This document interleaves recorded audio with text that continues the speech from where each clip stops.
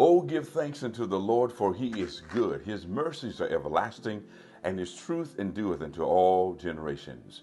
Welcome, everyone, to another edition of Early Morning Word from One Church.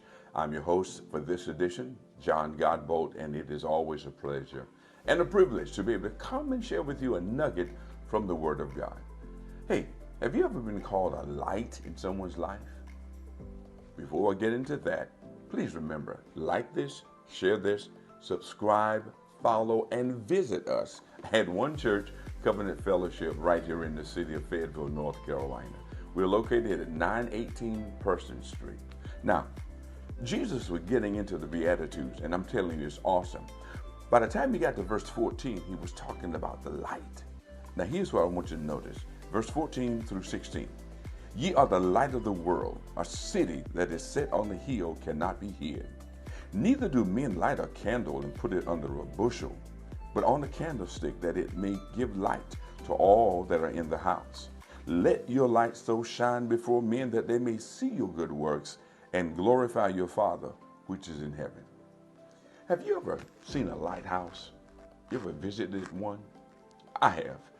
And when you see them, there's nothing in the daytime, nothing to say, well, this is awesome. Unless there's some history attached to it, you may have heard something like that. But to go visit one, it's usually beat up by the wind and rain and sand and sea on every side. The color sometimes is very dull, like nothing to look at.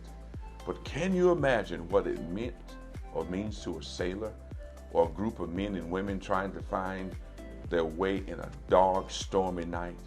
A light shining out of that lighthouse, letting them know that there's hope. I mean, if they're weary and wondering and they see that light, courage, strength, not just because it's a light, but that light also represents a city, a place where they can get some rest and food, or a time of refreshing themselves and getting their feet back on solid ground. Can you imagine that?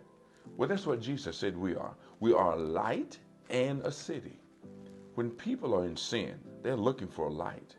We are that light. But not just that, we also are resources to the source, Jesus Christ. So make sure that even though you may be battered by life's circumstances and situations, you're still a lighthouse to somebody.